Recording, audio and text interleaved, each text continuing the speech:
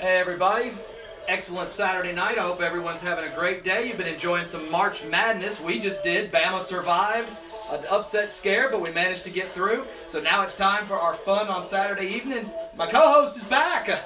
Hi, how is everybody? I know we missed you, It's weird when you're not sitting here and being able to be part of all of the presentations and whatnot, but we're here for WWE Fastlane, the last stop on the road to WrestleMania. Let's give a quick shout out here to the song you just heard, which is Rise Up by Will Roush. I hope I'm pronouncing that right. Slide back your shadow. I can't. There we go. But, and I'm blocking it too. But Will Roush singing Rise Up, the official theme song of WWE Fastlane here in 2021. Album out right now, available to listen to on both Apple Music and on Spotify. Kia is spending plenty of her own money on Spotify now, because you're making money now yourself. Oh, I don't spend my money on Spotify. It's free to me. You can still leave me hanging, though? There we go. But anyway, no, I'm glad that I'm here. I'm usually not here for, plate exchange and, all the others we usually do, because I'm usually at work, actually, for 10-hour shifts. But I do watch the shows when you do them live, and I do watch them after they've been pre-recorded. So all the stuff that I've seen that you've done over the last month or so has been excellent, and obviously I'm going to go ahead and let you know, we have people that work with me that watch our shows.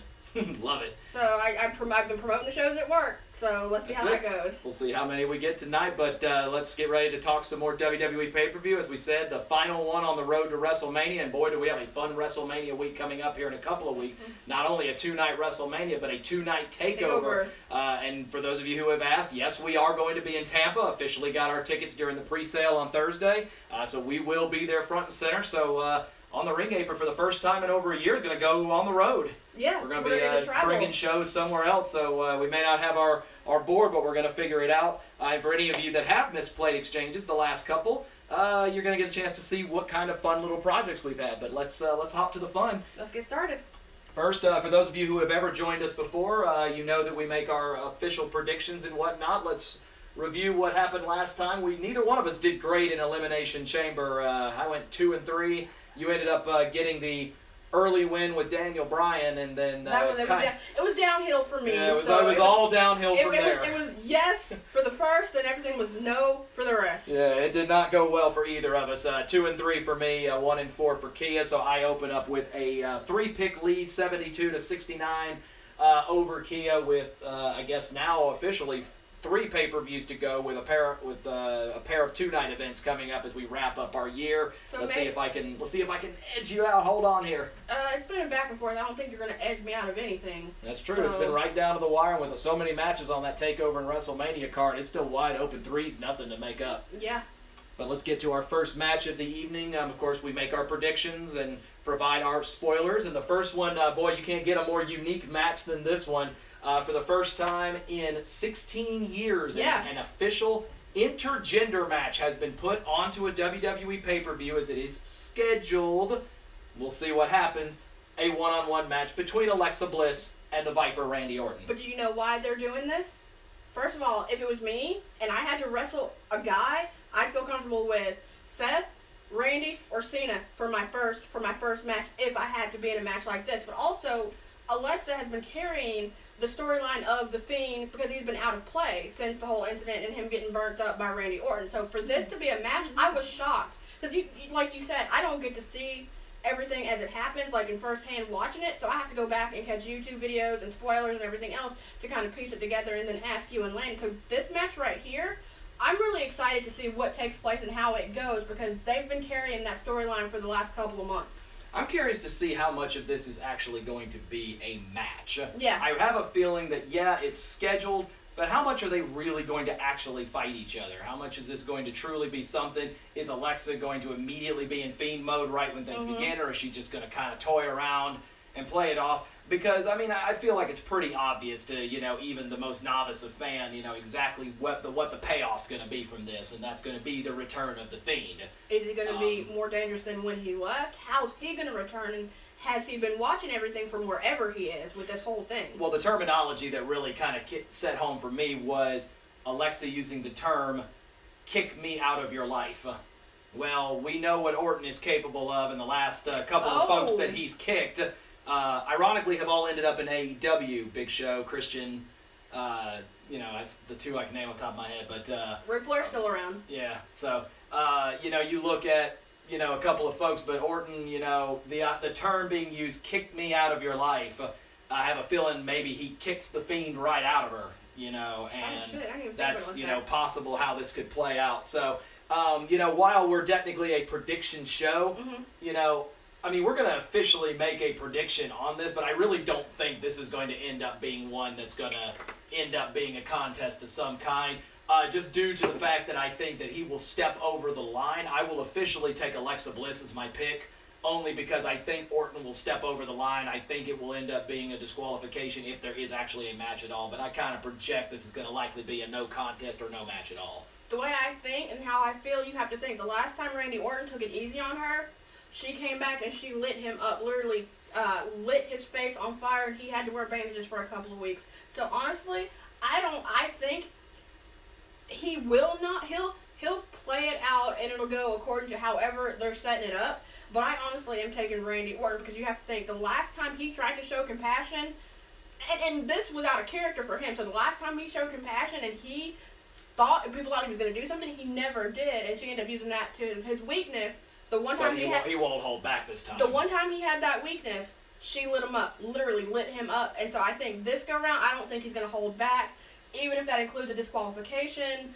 I don't know how it's going to play out, because the Viper, you can't really get into the mind of what he's going to do because he won't tell you.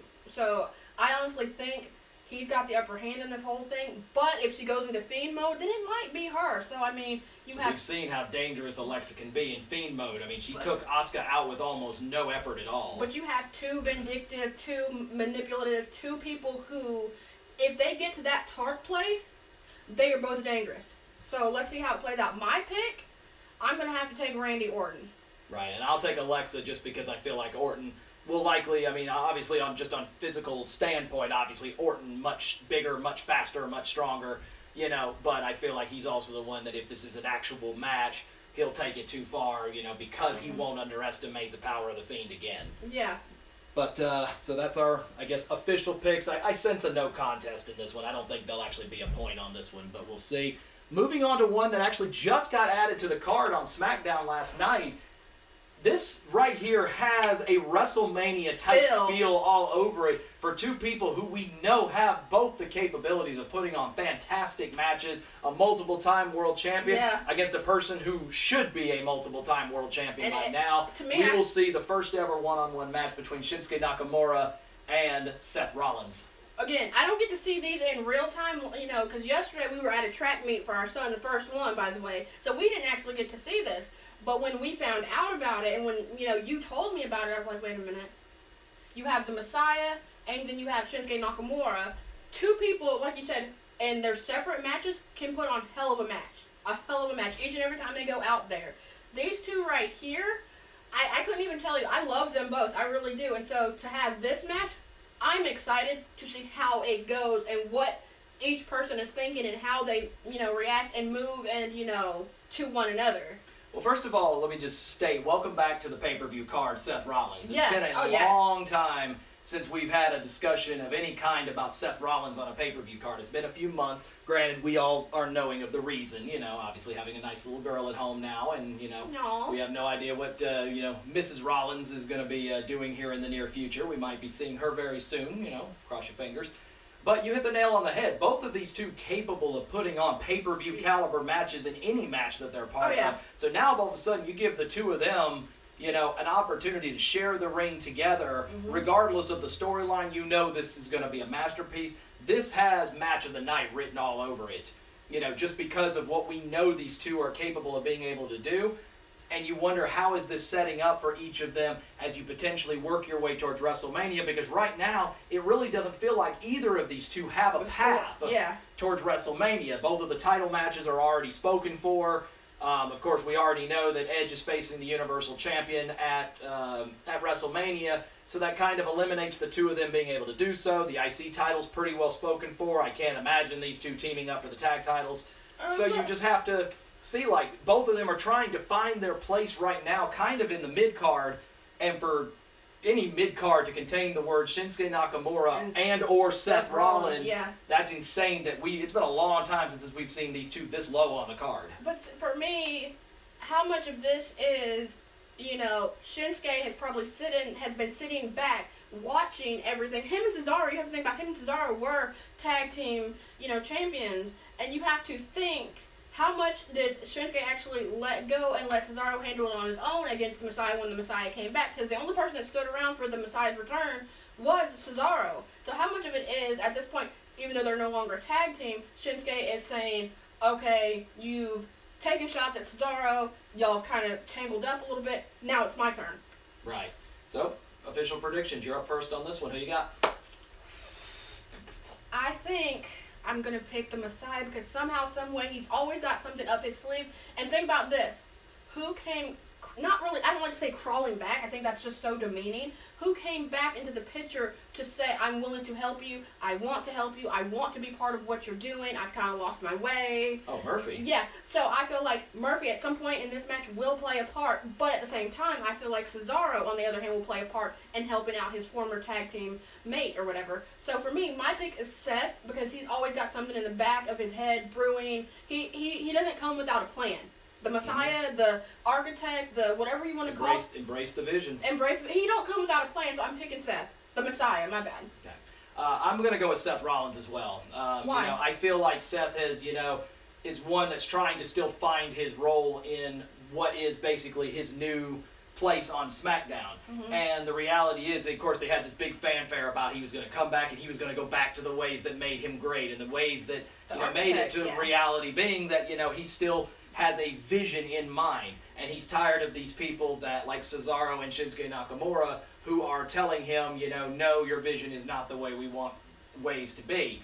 To be perfectly honest, the Rollins storyline really didn't work terribly well on Raw. It ended up with a lot of storyline basically involving the Mysterio family, Murphy. It built up Murphy for a while. Now that push of him is almost completely gone. The Mysterios, their storyline is almost perfectly gone. So you hate it because of the fact that it really didn't work. So I commend them for trying this again on SmackDown. They're trying to see if they can get this story to work, but you need this type of match to be able to really give both of these guys the push that they deserve going into WrestleMania, because right now everything about these two gives off the vibe that they're going to end up in the Battle Royal, which basically is where, of course, you put everybody who doesn't have a match. And I could see Rollins somehow building up a match, maybe him and Cesaro get a match, but Nakamura really needs to have himself a good showing here. But I feel like the story is more built that this needs to be something that Seth wins, because if Seth comes back after all that fanfare, all that time away, and he can't beat Nakamura, then I really feel like that story, as well as any push he's had, is dead at this point. Yeah. So I feel like he's got more than he needs from this. He needs this win. He'll find a way to get it. Can we just have 1 second to talk about his fashion statements in the last couple of days? Oh my God! I don't know where he's doing his shopping, but I apparently need to go clothes shopping. Okay, so honestly, I need my new sugar mama to buy me some clothes. Okay, I don't play sugar mama. I'm just wife and mama. Second of all, honestly, let's just kind of, since we're talking about his fashion choices, who would you rather shop with? Would you rather shop with the Messiah, or would you rather shop with Reginald? Oh, Messiah, it's not even close. Yeah, I'm just saying. Reginald technically isn't buying his own clothes. No, his sugar mama is. More on Reginald a little bit later. Before we move to our next match, a personal shout out just from me. I want to extend a thank you to everyone that has taken the time to wish me well wishes. For those of you who are not aware, I had a very minor surgery earlier this week. Had some issues with my legs that were giving me some problems. Had been bothering me for a while, and they finally had just caught up with me. And I made a very small mention online. It wasn't even anything big. It was kind of just to say, like, hey, don't expect any posts or anything. If you see us kind of disappear for 24, 48 hours, don't be alarmed. And I could not believe the outpouring of support that I got. So for every one of you who took the time to DM us or put in a note, wishing me well wishes, I appreciate it. As you can see, I'm clearly standing. I got wraps around my legs. You can't see them, but I've been very well taken care of. I'm on good pain meds. I do not promote the misuse of prescription medications, but they've got me on some good stuff. So I'm doing very well. Thank you very much to anyone. My beautiful wife's helping me whenever she's at home. So I'm doing well. I'll be ready for Mania, so don't fret on that. Yes. Moving on to our third match, and it will be our first title match of the evening. This one Woo! also just got added to the card earlier yesterday, and it is a match for the United States Championship. As I said, for those of you who had been missing anything with Top Rope spoilers, or not Top Rope spoilers, but Plate Exchange, we put the new Riddle plates on the U.S. title, so hopefully that's a decent view right there. But of course, this match has already happened earlier this week on Raw, as Riddle defended and successfully retained the United States Championship against Retribution leader Mustafa Ali. Well, now Ali is getting a rematch for the United States Championship, but under the condition that he loses his leadership of Retribution if he does not win the United States Championship this time. Here's my thing with that and him being the leader of Retribution.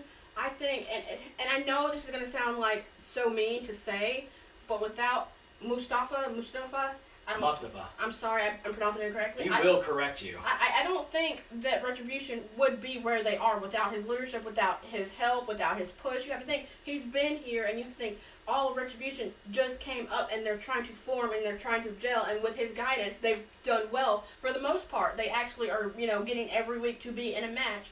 But as much as that is the case, I'm loving Riddle. I'm loving the push that they're giving him. He has been here. He's been trying to do his thing. Now, mind you, everybody sees him as a jokester. Everybody sees him as the fun guy. Everybody sees him as the one who likes to push his products, such as his donuts, which, if that is if that is a thing, can we get a case? Can we get some? Yeah, how do we hook us up, Riddle? Hook us up, please. But my thing is, I'm glad to see that he's actually getting a chance to actually rock a title around his waist or around his shoulder or whatever you want to say.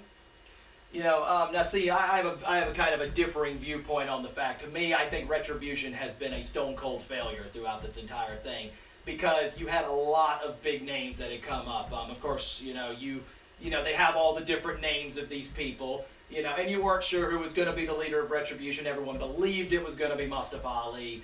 But of course there were some other names that were mentioned, CM Punk The Miz, a couple of others. But I think they went the right way with this. Yeah. But then I think ever since they actually showed up and got their matches, I really don't think the writing has done them well. You have a number of people that have been a member of this group that were humongous in NXT, such as Mia Yim, now coming in as Reckoning, T-Bar, who used to be Dijakovic in NXT. You look at Dio Madden, who is now of Mace, and all of these were big names in NXT, and then they've come up and basically have been treated like they're jokes, and that's the problem. Is this was supposed to be the group of people that said, we're tired of being kept in catering, we're tired of people being, walking past us, we're now taking our opportunities, but the problem is they're not really taking them. They're out there losing matches after matches after matches, so finally you're up to the point where now the leader himself is now going out there and trying to perform, and even he's not getting the job done. So Mustafa Ali now basically saying, I will put everything that I put into Retribution, I will put it all on the line to show you what it is, because essentially, if I can't win the United States Championship on Sunday, then there is no Retribution anymore. Yeah. Because basically we have no place anymore, because we've tried to go out and take what we felt we deserved, and we still can't get it even when we finally basically took our opportunity. So Riddle has an opportunity, and it was weird because you have these people that sat here and said, such as MVP when he was with the Hurt Business going back several months, that said, this Retribution group has no place here. Well, now all of a sudden you're looking at the prospect that we might see the last of Retribution this upcoming Sunday if Riddle beats Mustafa Ali. And and because you said they're a stone cold joke, and they haven't done anything, or they haven't done anything since they've gotten here. I think the best thing they had going at the time was they were not seen, they were not known, power was going out, stuff was happening with the electricity and the electronics. And that was when it was at its best. And I would like to have seen them continue on with that until Mustafa, I can't pronounce his name. Mustafa actually came out and said, I'm the leader. Because you have to think, people were sitting here thinking it was The Miz and CM Punk, and I even thought for the longest it was AJ Lee, and I'm thinking, okay, that would have been fun. They brought those two back, and CM Punk's really good at being manipulative, and AJ more or less can be manipulative, but you didn't see this coming. I didn't. Haley said she saw it coming. I guess I was just so far gone with it. Well, we now move into our official pick of this, and I opened with this one. to me, I thought it was robbery going back. We're now going to rewind almost 3 years ago where Mustafa Ali, then known as Mustafa, lost the Cruiserweight final at WrestleMania to Cedric Alexander in what honestly was probably the match of the night at that WrestleMania. That was, in my opinion. It was a fantastic contest, and it's a shame that it got put on the pre-card, but it really set the tone that Ali should be the future of this business. He, of course, it's been publicly known that he was the guy that was supposed to get the big push at 35 the next year. His injury led to what we ended up now knowing as Kofi Mania. Yep. And deservedly so. Kofi has more than put in the years, but it's widely known that Ali was supposed to be the one to get that shot. And now here we are almost 2 years later, and he has quietly had to sit in the back and wait his turn again. And now that all of a sudden you've spent almost a year in the storyline of Retribution, because they made their debut in the empty arena, during the early parts of this pandemic. This right now culminates to where if Ali can't win this Sunday, then honestly 9 months of storyline has been basically for nothing. And now can you trust any of them again? Because the only person out of Retribution that I give a pass to in terms of the writing is Reckoning, Mia Yim. And that's because I believe she was supposed to come up with Mercedes Martinez, and they were supposed to challenge for the women's tag titles. Yeah. But then when Martinez left, Mia was kind of left in a holding pattern, which means either they need to get her a partner, or they just need to send Mia back to NXT and let her do something. But with essentially this entire Retribution storyline on the line, basically the writing's got to make a decision. Either this has been a complete failure, and we need to nip this in the bud now before Mania and let everyone go their own separate way for Mania, and then we can maybe build one or two of them back up, or we start pushing Retribution in the same way that we built the Hurt Business, where, a group unites together, finds a way to conquer, and gets the championship win. I believe they will go the latter route because Vince and his writers are never ones to ever like to admit they messed up on something. No, they don't. They're going to find a way to make this work, and even if it's just for a small amount of time, I will take Mustafa Ali to beat Riddle. I think he finds a way. He will learn from his mistakes on Monday, and he will win the United States Championship. Okay, you're taking this man right here because I'm not. Because you can't pronounce his name. I don't like butchering people's names because I hate it when it's done to mine. In my opinion, we have said that Riddle has been taken as a joke. He's a fun guy. He loves doing fun things, and that's not being literal. And he likes to push his products, and he's just smooth and what he does and whatnot. I honestly love the title on Riddle. I'm not going to even sit here and say that I don't. He does have nice plays. I wish it was a main title, like something bigger than the United States. But he's holding it. He's carrying it. He's doing what he's supposed to. I believe he's a fighting champion again. I don't get to see him live, so I'm not sure.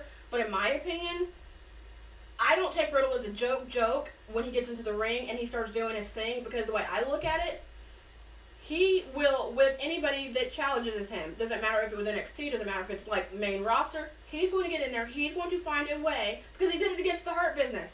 Like, they tried to take him down and he fought and he found a way. So in my opinion, I feel like Riddle, he has not looked past Mustafa. Close. The closest you've gotten so far. I'm sorry. He has not looked past Retribution. He has not looked past the Hurt Business. I feel Riddle will find a way to overcome and beat the odds and retain his United States title. So Riddle is my pick. Gotcha. So going opposite ends on this one. So that moves us to our next match of the evening. No titles on the line, but possibly a title shot sitting on the line, as we're definitely going to have our bludgeoning match of the evening, a no-holds-barred match between two former friends, as Drew McIntyre, former WWE champion, and goes Sheamus. one-on-one with Sheamus, his friend from Ireland. This match has now been ruled as no-holds-barred, and the match has also now come with the stipulation that if Sheamus does win, Sheamus gets added to the WWE Championship match between Drew and Bobby Lashley at WrestleMania. That's what I was going to ask. Would it be a triple threat at that point if he wins? But if he doesn't, then it stays the two men. It stays Drew and Bobby. Okay, all right. So that would be a match right there for the ages. Well, this right here, is definitely going to be your beatdown match of the night, because we already saw what these two could do earlier. They fought each other a couple of weeks ago. They have pictures on Instagram of, Drew and Sheamus' back just with welts, cuts, just all kinds of mats in a match that ended up being a no contest. the match technically never happened, but of course the match ending with the two of them knocking both of them out senseless because they crashed into each other with stairs. Wasn't that the match that one was on one side and the other was on the other side? Because I'm trying not to. They both held the stairs and then they ran at each other and hit the stairs together and they both knocked each other out. So we're talking about the same match. So it's we know exactly what this is going to be. This is not going to be a match for the faint of heart. This is not going to be, if you're a fan of brutalization, if you're a fan of people just knocking the mess out of each other, this is the match for you. This is not going to be. This will be a. I think one person on our media earlier this week when they announced the match said this is going to be the revival match. It will all be fists, no flips. Yeah, you can't. You ain't gonna be able to bob and weave and duck and shuck and anything else. You're gonna have to take what you are thrown at you, and you're gonna have to take it and literally turn it and go. So. But you look at a match like this, and you know exactly what you're going to get from this. These two are going to beat each other up. Senseless. And also with the no holds barred stipulation, which means anything goes anywhere in the arena. Basically, there's simply one rule, and that is the pinfall or submission has to take place in the ring. That's literally the only rule. Otherwise, anything goes. And with that being the case, especially with Sheamus' ability to get added to the WWE Championship match to main event WrestleMania, Drew trying to make sure his match with Bobby Lashley stays one-on-one. Lashley, of course, could also stick his neck in here, do something. We don't know if The Miz, who's still clamoring that he deserves to be in that match, is he going to try to get involved in this? You really don't know the number of ways that this one can go. But I will say one thing, it's going to be a slugfest. It's going to be a slobber knocker. Ooh, steal the old JR quote. I like it. Yeah, that's what I think. This match between these two former friends. If you looked up slobber knocker in the dictionary, this picture right here would be what's next to it. And the person that should be announcing, honestly, in my opinion, should be him. He's good with the colorful characteristics or whatever of well, if you announcing. can talk AEW into letting him off for the night. We can't. I don't think that's no way. But, Drew obviously, has been the person that's been carrying the company since all of this stuff started. He's been WWE champion for more weeks than not. That's not to say that Lashley is not a deserving WWE champion, and believe me, he has more than waited his time, has more than waited his turn, and has done everything that is asked. So I'm great to see Lashley getting that push. But also, a lot of people are sympathizing with Drew because Drew had to have his WrestleMania moment in an empty arena, which is he didn't get to have the roar of that crowd. Well, now he faces the prospect of trying again to win the WWE Championship in Tampa, but this time he could do it in front of 50 to 55,000 people. Here's my thing, and I have a statement that I want to make. You said that anything could happen in this match at all. I believe it could.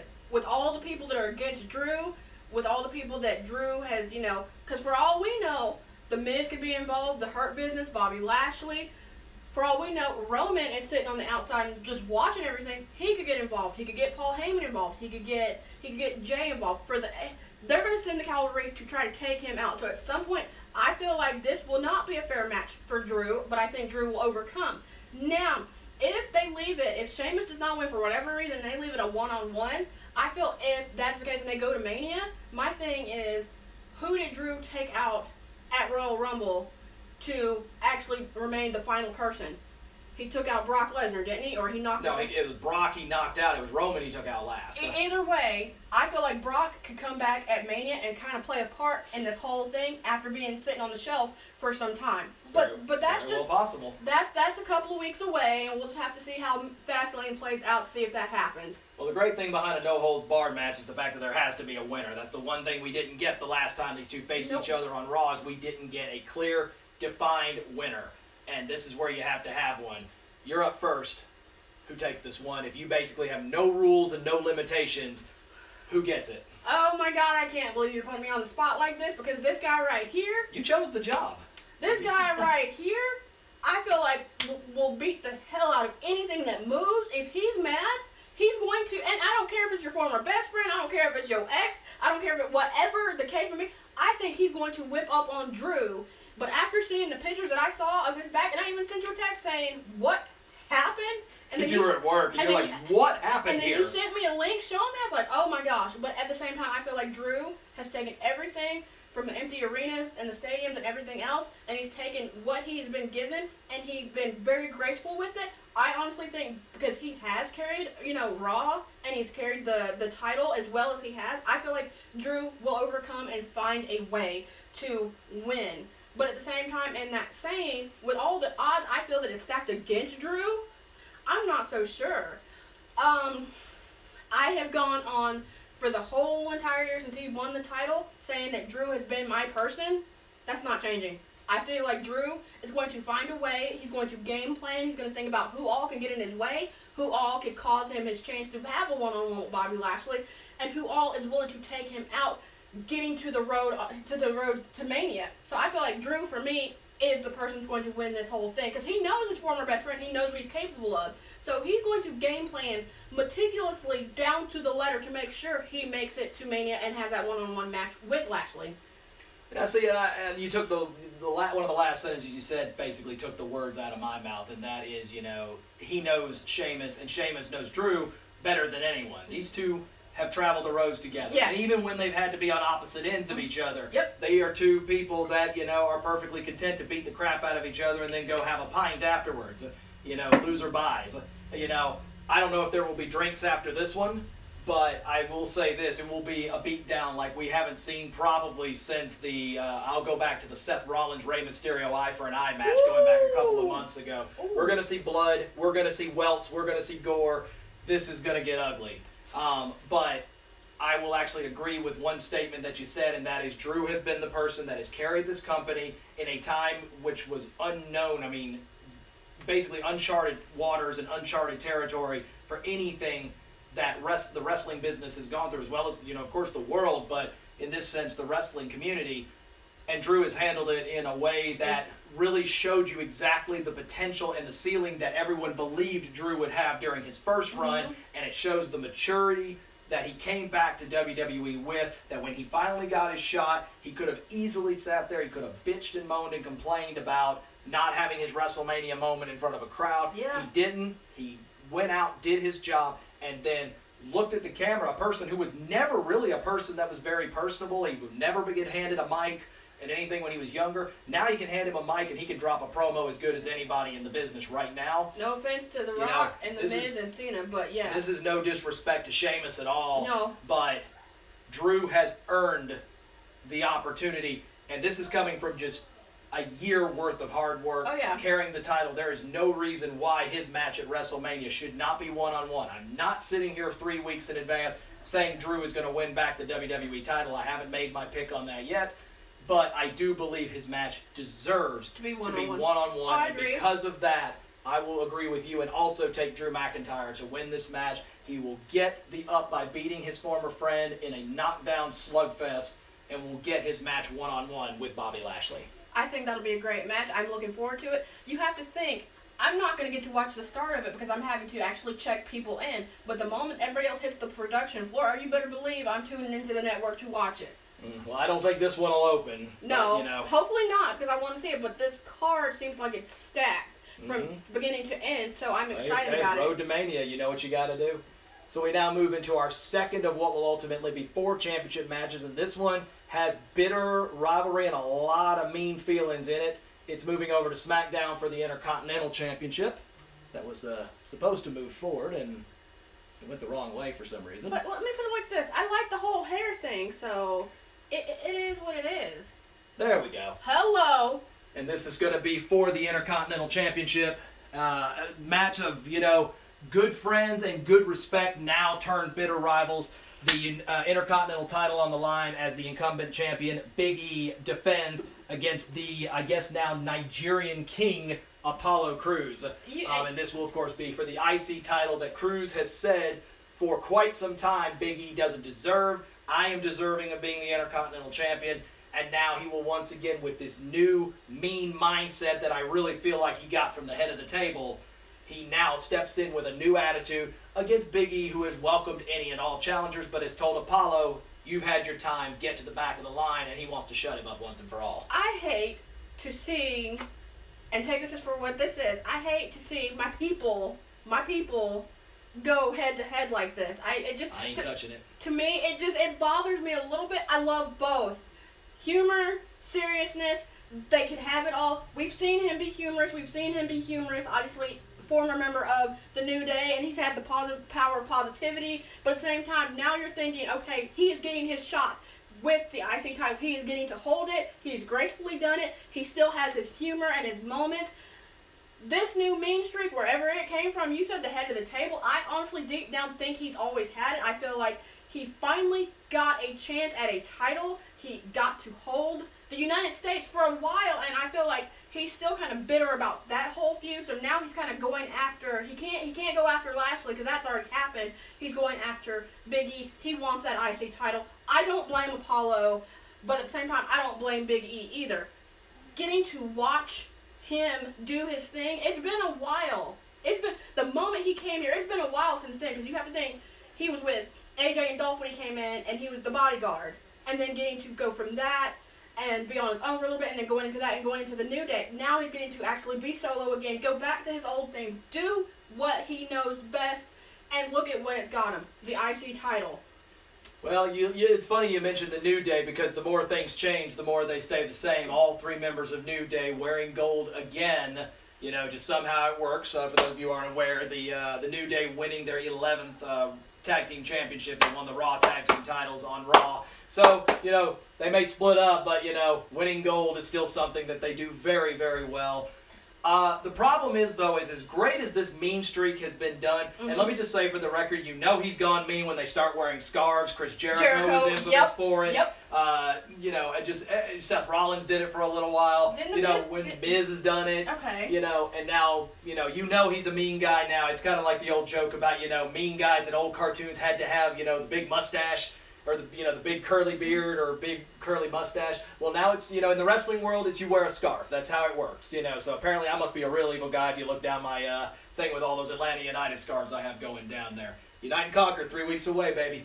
But we look at, Apollo, and as much as this mean streak has come in, and Big E's all about his games, we saw just exactly what Big E can do when you piss him off. He went into what we call Preacher Big E mode. Oh, I love that mode. And that is when all of a sudden he declares damnation and apocalypse and all this other stuff but he goes on him. And you know that when he gets into that mode, Big E is in a whole different mindset. When he starts hitting all the biblical verses, you know you're through at this point, because at that point he done. Get ready for eclipses and 40-day rains and frogs falling from the sky or whatever everything is. Here come the lightning, But this has been a nice bitter rivalry, and and the thing about it is that the IC title always seems like it's the championship that always gets left on the sidelines during WrestleMania. It either doesn't get defended at all, or it gets defended in like a 37-person ladder match or something like that. But Big E is bringing relevance to it, and I can't say 100% whether I know if Apollo is the guy that's going to be able to carry it, unless there's something bigger in store for Big E. Maybe you have him win the Andre the Giant Battle Royal, or something, because of course a lot of people were pushing for him to be the one to face Roman Reigns, or Daniel Bryan at Mania, but it does not appear that's going to happen now that Edge has gotten the title shot. So, I really just feel like, are you ready to transition and heading into Mania? Is Apollo the guy you want holding that championship? So that brings me into my official pick since I opened this one, and that is going to be no, Apollo's not that guy. I like his mean streak. I like what they're doing with him. But I don't think it's time for him to drop this title just yet. I think he needs to enter Mania with the title, and I hope he gets an opportunity to defend it. But if he's in Preacher mode, very few are going to stop him. I like Big E to retain. I have a question for you. Are you making your pick solely because he reached out to you and told you where to get his plates? Or yes! Yes, I did! For those of you who go back and look at some of our posts, I put out a $5... thing saying, can anybody get me a clear shot of Big E's plate? And damn it, Big E himself is the one that answered. So he told me my money's no good, no good here. But yeah, that was a surreal moment to say the least, especially when I'm sitting at work at the time. Well, so go figure. It's not the first time that you've had this type of thing happen to you either. I'm wondering if we should just do that as a trend. I'll shell out $5 every time someone wins titles. Hey, Shotzi and Ember just came through for me a couple of days ago. I love their plates. The only problem is I've got their plates. We're just missing the belt to put them on, but that's another story. God, so who you got?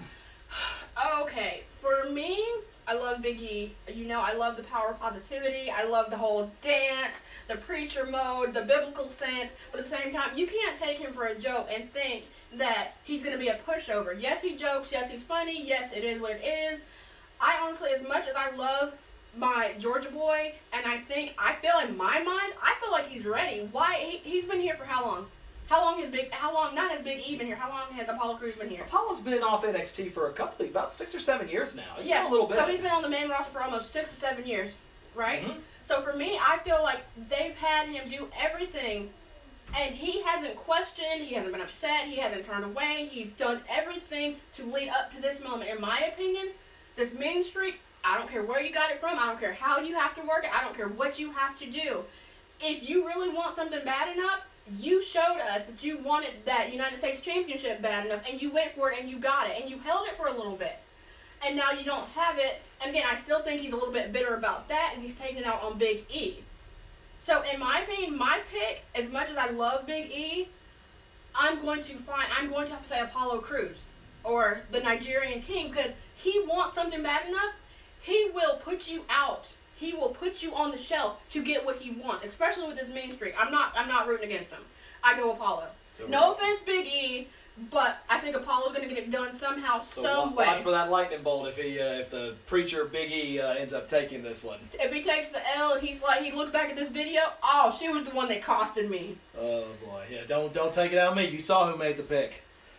We get to our co-main event, and as an infamous saying goes, if a match is so nice, hey, let's see it twice.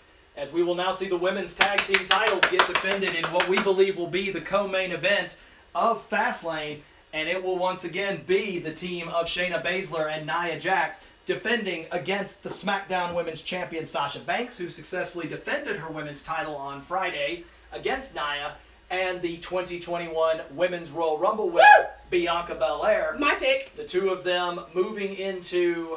of course, getting ready for their WrestleMania main event match when Bianca will challenge Sasha for the SmackDown Women's title. But for now, let's see if they can go in and win gold together. Now, here's the thing. In case y'all hadn't noticed, we have on Sasha's shirts.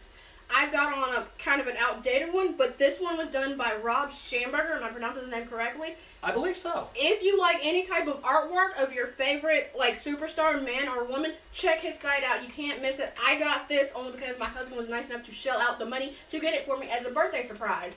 But, birthday on Saturday, by the way. A week from now. Get ready.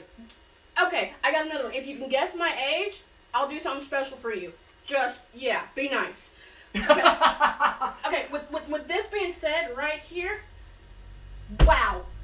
I'm looking at my African American queens just, you don't understand. They are gonna tear it out. The trip to Tampa is worth it just for this match alone. For me, that one match alone is worth the price of admission. For me to see them do what they do and they're baddies at what they do, and the fact is they're strong physically, mentally, verbally. You've heard them on the mic.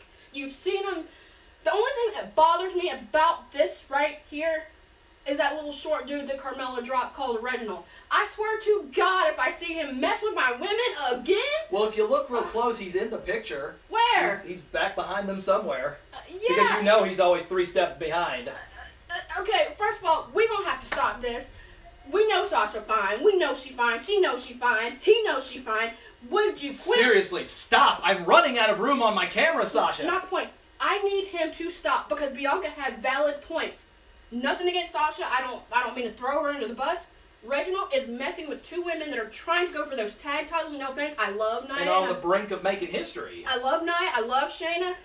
They're about to be making history. Sasha's kind of already done it. Bianca's about to do it. She won the Rumble. Let them have their moment. Step down. Carmella, this is your fault that he is now wondering between all of this right here. Shayna, if y'all been watching Raw and SmackDown. Shayna may be the one who takes care of him, honestly. It may not even be Sasha or Bianca. It might be Shayna who says, Please, because you've seen how she's reacted to the whole Reginald following and everything else. Again, I want these two to go and tear it up, bring down the house, do what you have to, slay. Please slay, win the tag titles, nothing against them, but Reginald played too much. Well, we're gonna see if we're able to make the same mistake twice or if we learn from our mistakes, because for those of you who watch our Elimination Chamber numbers, which, as you well saw, we didn't do well. Both of us took Sasha and Bianca to win that match, and they didn't get the job done because Reginald stuck his nose in it and because of the fact that they couldn't get on the same page. So you end up looking at this match again, and we know Reginald is still sitting there, albeit with Nia now instead of Carmella. But, have they learned and are they able to finally get over that hump and cooperate? Because the reason Sasha was able to successfully retain wasn't because of the fact that Sasha and Bianca were getting along, but because Shayna made an uncharacteristic mistake and accidentally kicked Nia. So now all of a sudden you're wondering, are they going to be on any clear-cut footing either, as well as this team who we obviously know this is really the last opportunity the two of them are going to have to team up, because if they don't get it done, any thoughts of teaming up go out the door at this point, because now you're looking ahead to Mania where they know the big money's at. What is the one key factor between these two tag teams, or excuse me, I hope, what is the one thing that is falling between all four women that has been a pain in the butt? Reginald. Because you have to think, Shayna, if y'all been watching, has been irritated and annoyed, and you've seen her body language, her facial expressions. I hope, by the grace of God, that she don't take him out, because she gonna hurt that little boy. But also at the same time, it's ridiculous. You have top caliber women doing their thing, and to have a man step in and just kind of walk all through it like it's nothing. Well, we've seen this before. We saw it with James Ellsworth when, Carmella was having her run with the first women's Money in the Bank. This is something that, you're seeing people, and it's got really nothing to do with race, as much as I hate to say it. Oh, no, it doesn't. It's really just to do because we know what type of history these two women are getting ready to make. Oh, yeah. Not just that, two African-American women not only competing for a championship at WrestleMania, it's already been said they will main event night one of WrestleMania. This is the match that's ending night one, and deservedly so. As I said, the trip to Tampa's worth it just for this match alone. You just wonder, though, with both of these women getting here, you've got to get Reginald out of the storyline. Yeah, you have to wonder if they win the tag titles, is Reginald going to leave Sasha alone, or is this going to finally be where it all falls apart? The problem is, though, and I've noticed in our last couple of videos, you and I will start going on a rant. The next thing you know, we've talked about this one match for 20 minutes alone. It's a good match. It's a great match, but we've got to get to our pick. You're up first. Who you got? Who takes home the women's tag titles? Can Sasha and Bianca figure it out this time? I feel like, honestly, hopefully they learned from the last time. I'm gonna make the same mistake twice. Maybe not a mistake at all, but I'm pulling for this team right here. Team Boss EST. Bossist. Bossist. Trademark. Quick! Somebody trademark that. So you've got Sasha and Bianca. I really do. Okay.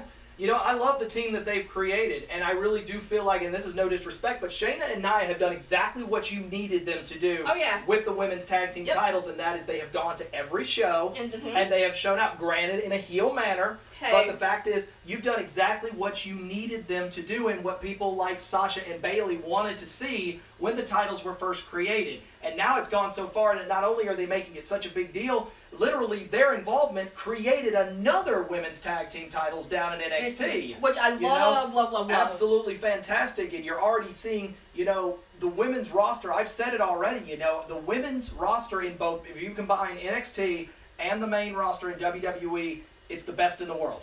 It's not even close. Nope. That is, and that's no disrespect to any of these companies. Just flat out, they do it better. And the cream of the crop is right here.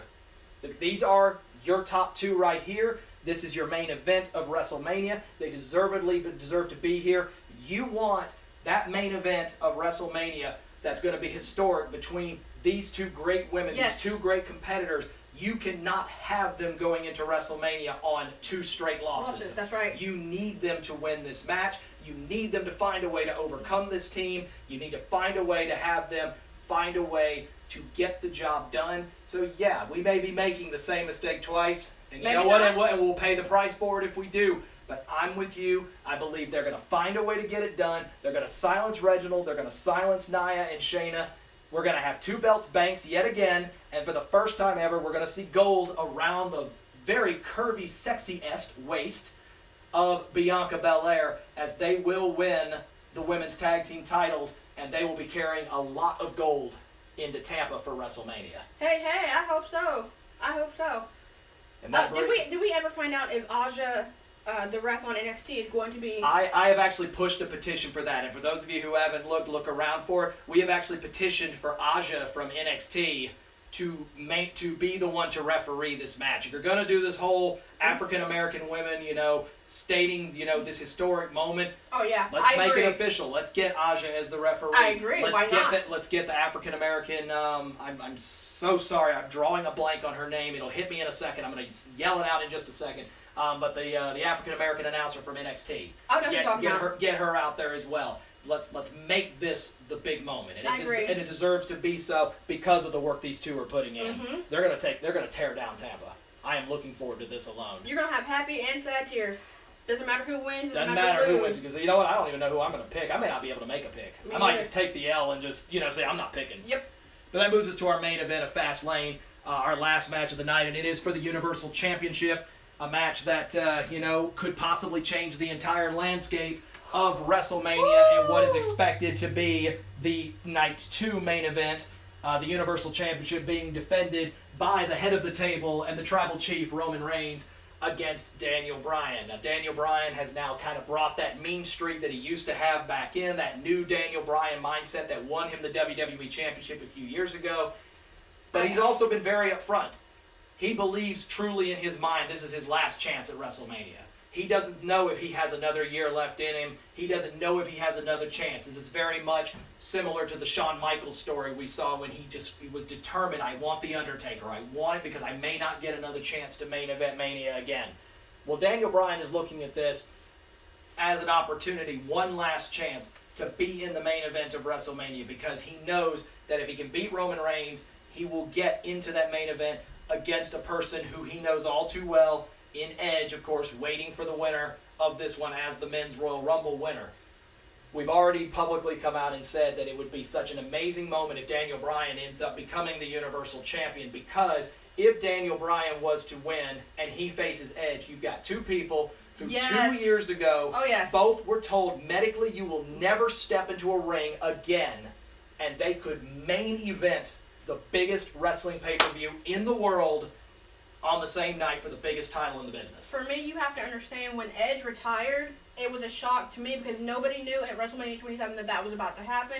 He was emotionally upset, and then the Edge heads, and then even if you weren't an Edge head, you've been watching him from the start, and you've watched, and you had to see him go into retirement, which broke my heart to no end. And then he comes back at the Rumble, and my heart swelled. I was excited, but also to have, like you said, Daniel Bryan and both Edge be told that you'll never get to wrestle again. It'll never happen. Just don't stop thinking about it. Just go on and do, live your life. Both family men with children and beautiful wives, they're getting the lifetime dream that they've been wanting. Surgically repaired necks. And if this is to happen and Daniel Bryan happens to win, which I think he will, and you get to see Edge and you get to see Bryan, you're getting to see hope for who else? Paige, because she's going through the same thing, and she's being told that she will not be medically cleared. You're looking at people like Tyson Kidd, yes, who also has a surgically repaired, neck that he's trying to work through. People being told, you can't. Well, now you can, and if you keep working and you keep fighting, you can get your dream. I hate to steal his quote, but it's a good quote. It really it's truly is. not just to wrestling. It goes to anything in the world. If you truly believe you can get it and you're willing to work hard for it, you'll get there. Everybody will get there if you're willing to work hard. The problem is, though, Daniel Bryan has a humongous task in front of him in the hands of the head of the table, who has spent months doing whatever it takes to hold on to that Universal Championship. And he now knows that he is standing one match away from main eventing WrestleMania for the 5th time in 7 years. What a run that Roman Reigns has done, whether you like him, whether you don't like him. The fact is, the man's money, and they trust him to be the guy that you can put in the biggest match of the year on the biggest stage of them all, and he's going to deliver. You trusted him to face Lesnar more than once. More than once. You trusted him to face The Undertaker and win. Yeah. That's no small task for a person who literally has carried this company. He beat cancer, for God's sake. Even cancer didn't stop the Tribal Chief. And he has come back out and now is more dangerous than ever. Here's my thing. You are so right. And don't get me wrong, I love Roman Reigns. I love, everything he's fought for, everything he's done from the time he's come up from NXT. You have to think, this is a guy that has never wrestled a day in his life. He was a football player in college. And to see it go from football player in college to this, for him, he's got to be riding a high, living the dream. Coming from the Shield, because for me, I felt like he was the one that I could not see them really doing anything with them. I saw it being Seth and See, I always imagined in my mind that Roman would be the big guy coming out of it. Seeing Seth, Dean, and Roman, I never thought it was going to be Roman. But you have Roman riding a high, and you're trusting him with one of the biggest titles for your brand to keep it going. And again, 5 times in 7 years, who else has done that?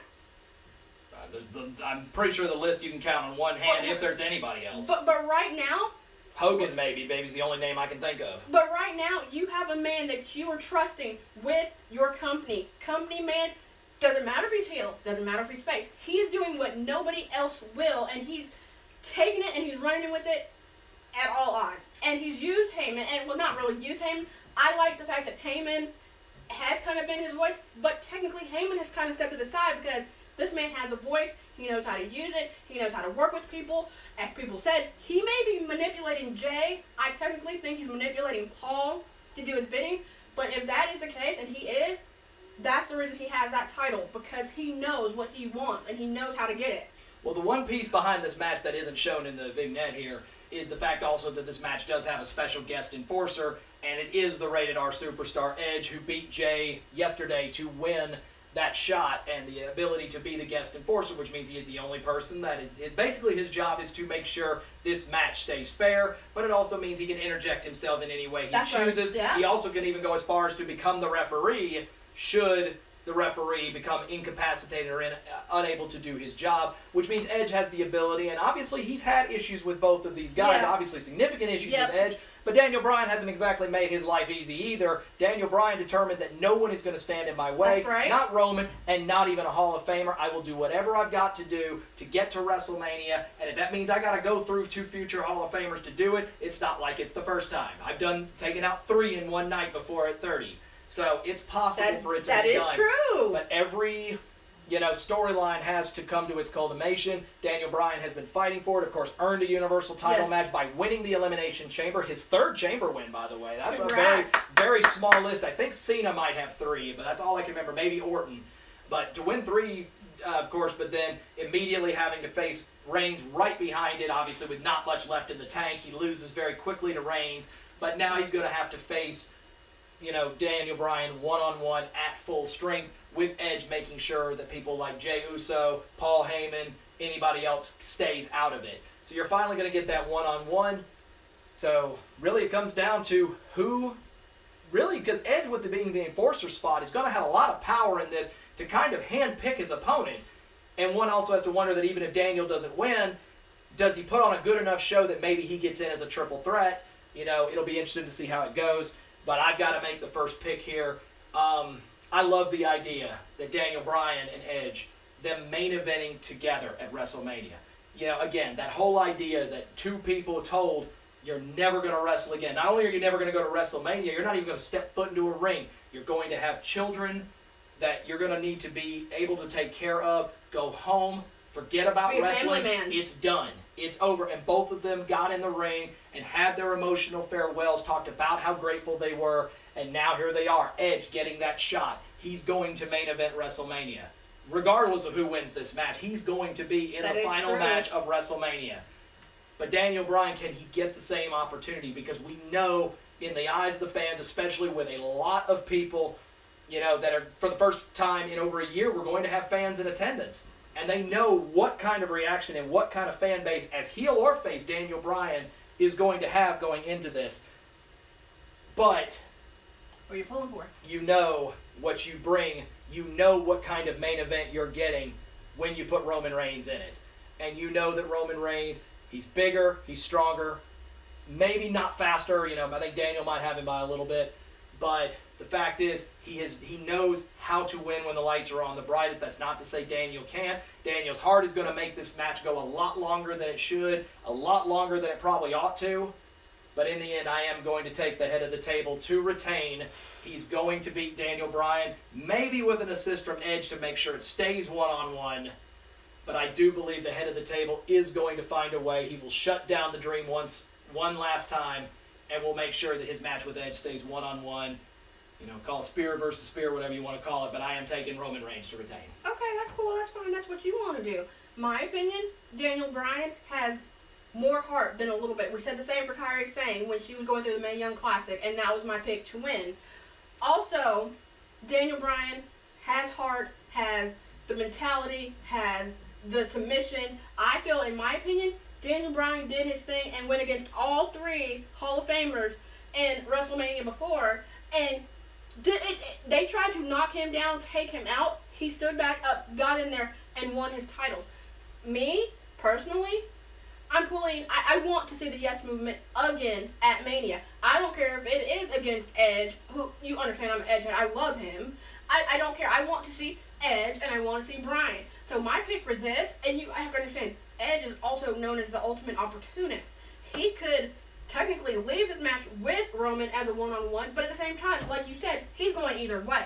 For me, I want to see DB and Edge go head-to-head, face each other. So I'm hoping and crossing my fingers and praying and whatever other spiritual thing I have to do, I want to see DB with this title at the end of the night.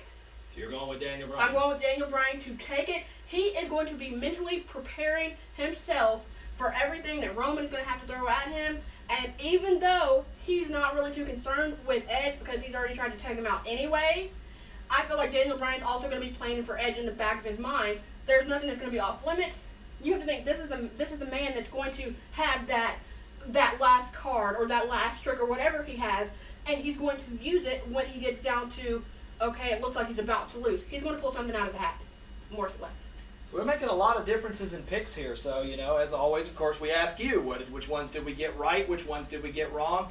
With a lot of differences in picks, I've got a chance to really up my gap, or you've got a chance to possibly have us close to even, if not tied, maybe even up by a couple, as we get ready for our 4 nights of pay-per-view events coming up in a couple of weeks. A 2-night stand and deliver. They've already announced Io and Raquel is going to main event the first night, and then, of course, the 2-night WrestleMania will be live in attendance. Watch for entrance videos. I'm happy to be back in an arena safely, of course. Mm-hmm. Get your vaccinations, wear your mask, do whatever. We are so close to being out of this. Let's not be stupid as an American society. You've watched all these other countries that went off, did the right things. There's no reason we should be dealing with this over a year later. But yeah, here we are. We're so close to being done with this and so close to being back in arenas. WrestleMania trying to set the tone to be the largest live attended event since the pandemic started. I know there's about 1,000 safety regulations in place. I know we're going to have to go through the gambit to get inside of Raymond James, but we're ready for it. We're excited for it. We're excited to bring everything to you guys because it's with your support. And we talked about this in our thank you video last week when we just crossed over a year.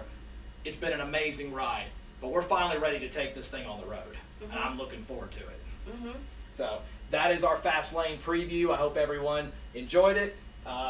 Kia, I'm so glad to have you back with us, and we're going to let you have the outro, so take us home. I don't wanna. Anyway, I'm just kidding. I love you guys. I love everybody that supports us, take the time to actually watch us during the lives, watch us after, gives us suggestions, gives us everything that we need to keep us going for a year. There is not... How many shows can you say really go for a year? So thank you to everyone. No one is not excluded. Thank you so much. We love you. Enjoy Fastlane. Please, I'm at work. No spoilers. I don't want to hear about it. I want to be able to watch it so I can come back and I can talk to you. At some point that night, I want to do a reaction video. I don't care if I have to take my hour break to do it. We're going to do it. Either way, y'all have a good night. I love you and enjoy Fastlane. Peace.